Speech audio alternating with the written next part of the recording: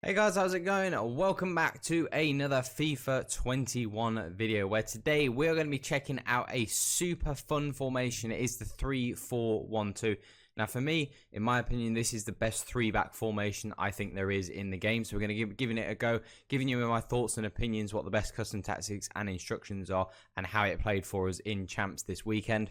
If you guys are interested in watching a stream, we're going to be ripping open 500 packs over the next couple of weeks all throughout Team of the Season. So do give us a follow on Twitch if you are interested in watching that or just come in and join in the streams in general. But without further ado, going into the custom tactics for this formation. Now, as you saw, the team that we're going to be using, we've kind of mixed up the team a little bit. We're going to be using some different players. Now, what is important with this formation, you need to be really certain on the midfielders and the wing backs, especially like the left and right midfielders are super important. You've got to have guys that have got electric pace and they need to have high stamina. That's what you really need for this because they're going to do a lot of running up and down the pitch, both directions. So they're going to need pace in both directions. So they're really the key stats you need. Midfielders, you need guys that are quite physical, quite strong, high defending stats, that sort of good stuff right there. Now, what I like about this formation is it plays like Inter Milan's formation. Now, I think Inter Milan is such a great team to watch. I'm such a huge fan of Inter. Got a lot of players I like. Conte is one of the best managers in the world. Love watching his teams. And this 3-4-1-2, I tried to play it and build it like his team and play it very similar to his style. Now, the way that they play, it's very difficult to translate that over to FIFA because FIFA is very much about meta. There's certain metas that are going to have more advantages than others. Now, in terms of tactics, these are the tactics that I settled on. Now, balanced on the defensive style, I don't think you can play a press. I think without the lack of fullbacks or anything like that, I don't think you can press.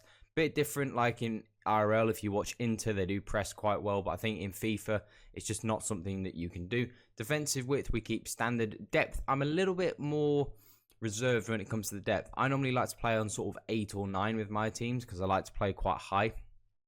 I think with this formation, because of the lack of sort of fullbacks and because of how people will exploit this formation down the wings. And you have to accept that. People are going to try and attack you on the left back, right back. They're going to attack you in those areas with their 99 pace players. Given that it's Team of the Season, everyone's going to have super fast players and it's just going to whack it up the wing. So you have to be two things. You've got to be really careful with your depth because you don't want to make it too easy for opponents.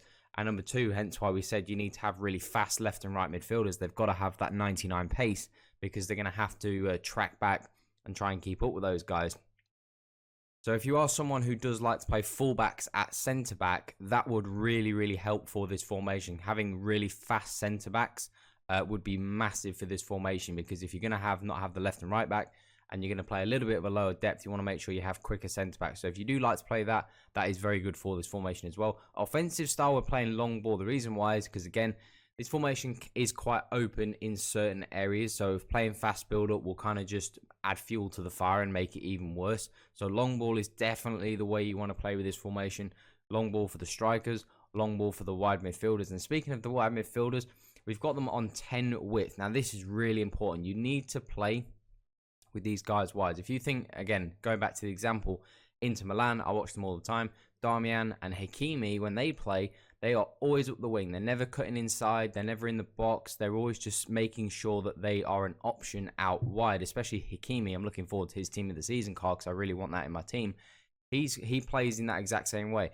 Stays really wide, always an option, very fast, goes forward, goes back. That's what you need those left and right midfielders to do, and it really helps out massively if you can keep them there. In terms of players in the box, corners and free kicks, that's whatever you want. That's not really specific to this formation. It's just whatever you fancy in those 3 areas. Now, moving into the instructions, the goalkeeper, as always, comes across as sweeper keeper. It's what I like to use. Again, doesn't really matter. It's kind of whatever you like to use in this position. Now, in terms of the centre-backs, you see we're using Van Dijk, Trent Alexander-Arnold, and Wan-Bissaka. All on stay back while attacking, but they're all on conservative interceptions. Now, the reason why they're on conservative interceptions is because I don't really want these guys to be lunging into tackles. If people are going to be using 99 pace players against me, I want to be tracking runs. I don't want to be diving into tackles because if I dive into a tackle and I miss, I'm not going to catch a 99 pace left winger, for example. You know, I'm not going to catch a 99 pace Sarr or a 99 pace Marcus Rashford. So I don't want to be diving into tackles. You want to make sure these guys are on conservative. You want to make sure you're just tracking runs, not trying to win the ball. So all three of your centre-backs want to be stay back while attacking and conservative interceptions. So moving into the midfield, we've got Arturo Vidal and Sergej Milinkovic-Savic. Now we have both these guys on stay back while attacking. Like we said, I like to have those powerhouse midfielders, and that's what we've got with these two. Kind of midfielders that can play. Really, you would like to have sort of box-to-box midfielders in this position. Guys that will eventually drift forward, because they do drift forward from time to time, even though we've got them on stay back. They do drift forward, and they're going to get into positions where they need to pass, they need to be good on the ball, but they need to be physical in the tackle. And you just need to make sure that you've got players that can fill that role. But think about the way that Inter play. If they normally have, for example, Brozovic and maybe Eriksen in this position, you know, typically they don't want to be going forwards. They want to be staying back in front of the back three, making sure that there's not too much space in between them for your opponent to exploit.